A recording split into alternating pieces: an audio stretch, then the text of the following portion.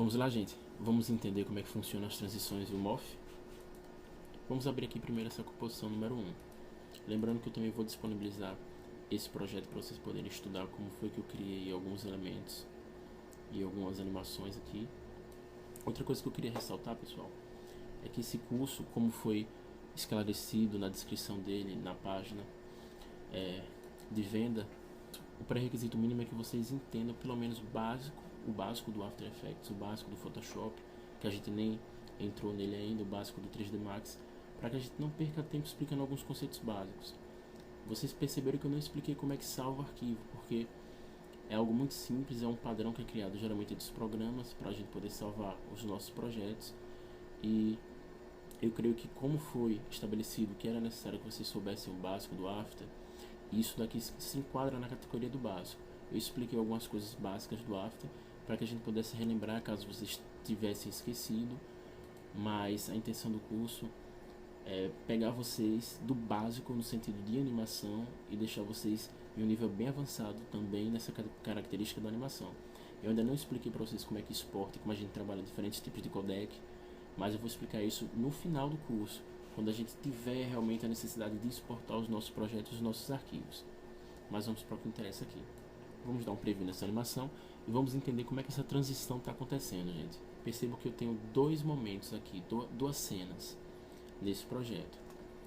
A primeira cena é a cena de uma cidade e a segunda cena, supostamente, é a cena de um fundo do mar, que eu criei simples só para a gente poder entender. Então vamos lá, vamos ser bem objetivos. Qual é o primeiro passo para a gente criar uma animação que a gente queira trabalhar muito a característica das transições sutis, dos morphs? Primeiro passo, pessoal, a gente definir nossos layouts. A gente precisa criar uma ideia e a gente precisa entender como é que essa ideia vai ser passada para a gente poder transitar entre uma cena e outra sem precisar dar um corte brusco, um corte seco no caso. Ele viesse daqui já para cá, ele desse um corte, que acontece muito no cinema, mas no Motion Graphics é necessário que você trabalhe os elementos da cena para poder fazer essas transições, para que a gente não consiga perceber o corte. Isso é fundamental. Então vamos lá. Primeiro passo. Eu sabia que eu ia criar uma cidade para poder ensinar para vocês como é que eu faria essa transição.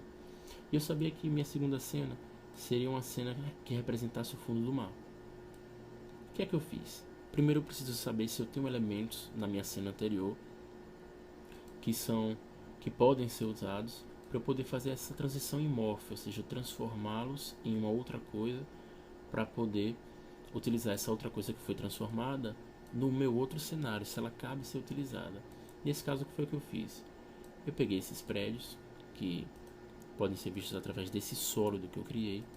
Se eu abrir aqui a transformação, o painel de modificações dele, vocês percebem que eu criei várias máscaras retangulares de forma aleatória mesmo, fui criando uma outra. Vocês olham aqui os keyframes, vocês percebem que eu animei o path.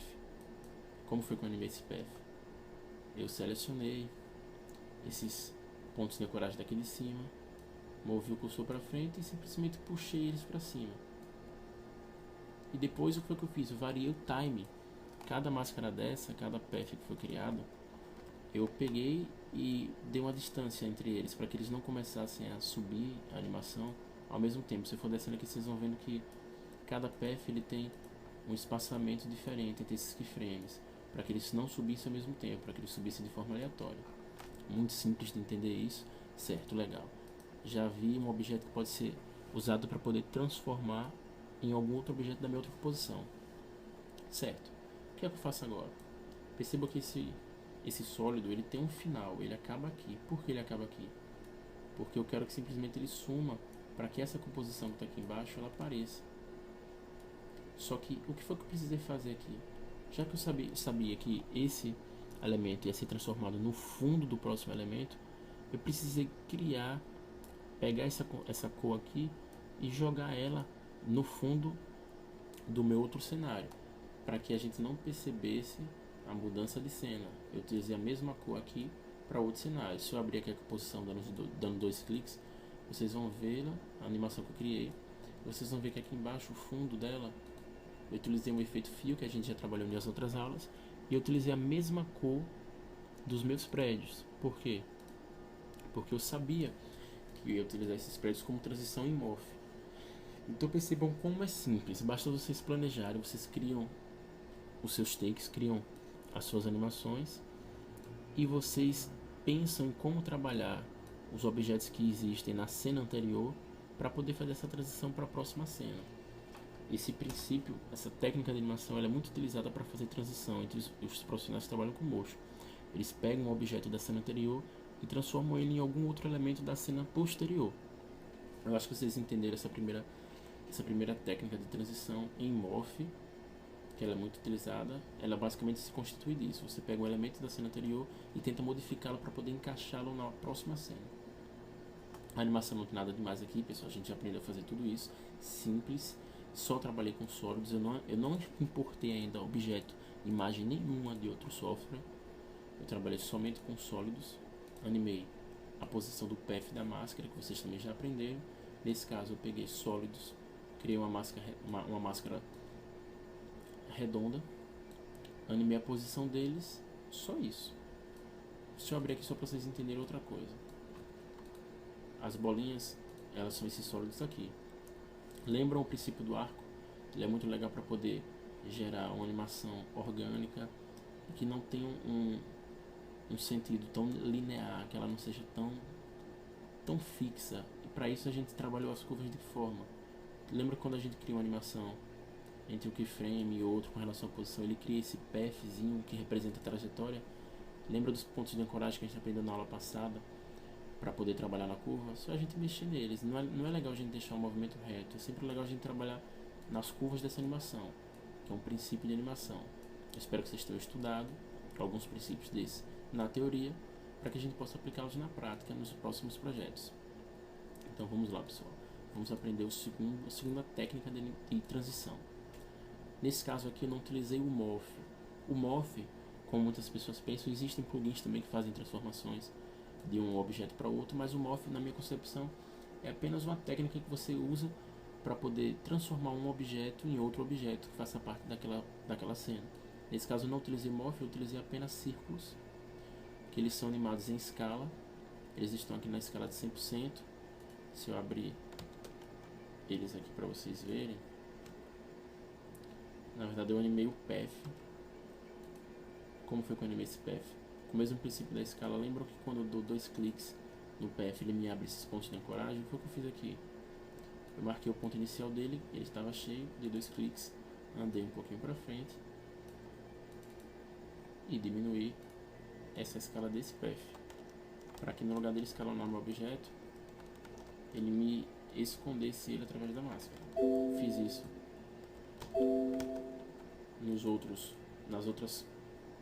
nas outras imagens de círculo também, e fiz animações próximas.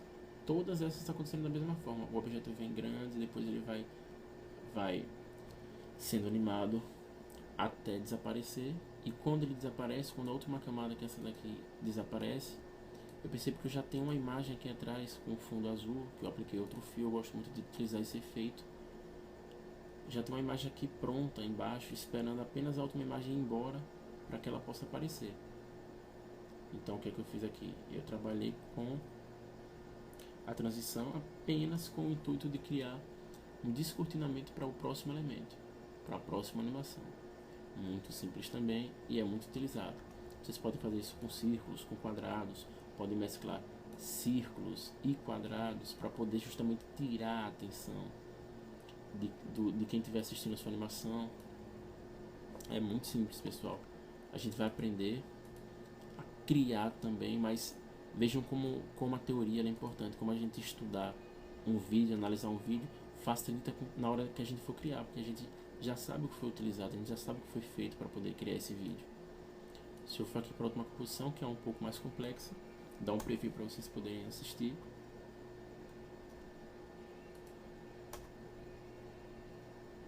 O que está acontecendo aqui? Que a gente tem uma transição em MOF, onde os elementos da cena anterior eles se transformam em algum elemento da cena posterior. Nada demais também, pessoal. A única coisa que eu fiz aqui foi tentar criar muitas animações secundárias para poder tirar a atenção de vocês, mas vocês sabem fazer já isso daqui tudo. Mesmo que vocês não tenham aprendido a criar essa cena, Vocês sabem, aqui a gente pode perceber que se eu vim aqui na composição da placa,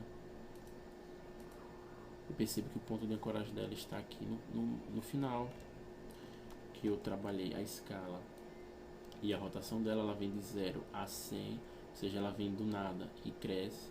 A rotação dela ela está a 43 graus, depois ela vem para menos 8,1 graus, depois ela vem para 0 graus, para poder criar esse balançado. Então tudo é a gente pensar como vamos criar nossa animação para ela ficar dinâmica. E como eu já falei para vocês, criar muitas animações secundárias para poder tirar a atenção de pequenos erros. A porta eu fiz a mesma coisa, eu movi o ponto de ancoragem dela para aqui para baixo, a escala vem do 0 para o 100 e a rotação acontece como acontece também. Na placa, bem simples, se a gente estudar aqui a nossa janela, a gente percebe que o ponto de ancoragem dela está no meio, que eu trabalhei somente a escala, ela vem de 0 a 100. Então muito simples, pessoal. Esse telhado aqui, eu trabalhei ele dessa forma também. Eu criei vários elementos dentro de uma composição, onde são vários quadradinhos que eu peguei o ponto de ancoragem deles e coloquei aqui em cima para que quando eu desse uma escala, a escala fizesse com que ele crescesse desse ponto de ancoragem para frente. Só isso, pessoal. Depois eu modifiquei o time dessa animação, fiz com que cada um crescesse depois que o outro tivesse crescido. Só isso, muito simples. Joguei para dentro dessa posição e tudo junto forma essa animação. Aqui muito simples, um sólido animado em position para cima, só isso. Aqui outros dois sólidos animados em posição da esquerda para a direita, aqui outro sólido animado de baixo para cima também. Todos juntos geram essa animação. O que foi que eu fiz aqui no início, pessoal? Eu criei livros através de sólidos também, com a máscara. E eu animei a posição e a rotação desses livros, dupliquei eles. Alguns eu deixei com a escala maior, justamente porque eu sabia que o último livro desse, eu queria que a escala tivesse tão grande a ponto de cobrir a tela toda com esse fundo verde. Que eu fiz aquela mesma lógica do início. Eu peguei a cor desse elemento, que no caso seria do livro, e joguei no fundo do próximo elemento. Peguei essa cor do livro aqui, joguei no fundo desse nosso outro elemento. Só isso, gente. Muito simples. As técnicas de transições, elas parecem às vezes complexas quando a gente assiste um vídeo de motion graphics. Só que quando você para analisar esses princípios que eu passei para vocês aqui agora, vocês conseguem fazer o que vocês quiserem com transições e com morph. É só lembrar disso, gente. Quero trabalhar com morph? Quero. Preciso pegar algum elemento da minha cena e transportá-lo para minha cena posterior. Só isso. De que forma?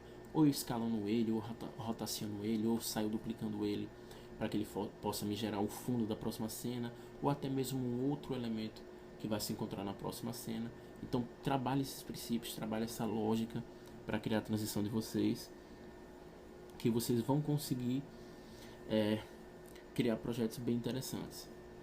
Até a próxima aula, pessoal. Espero que vocês tenham gostado.